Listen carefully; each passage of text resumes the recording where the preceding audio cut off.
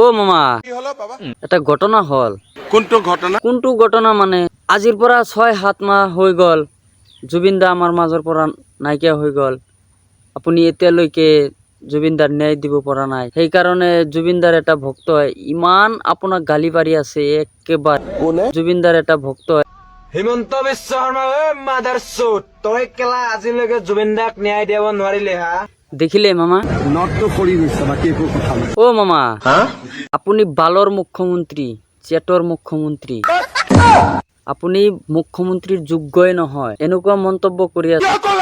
ও মামা মই কোৱা নাই, ভিডিঅ'টো চাওক আপুনি এবাৰ। ভিডিঅ'টো আছে নেকি?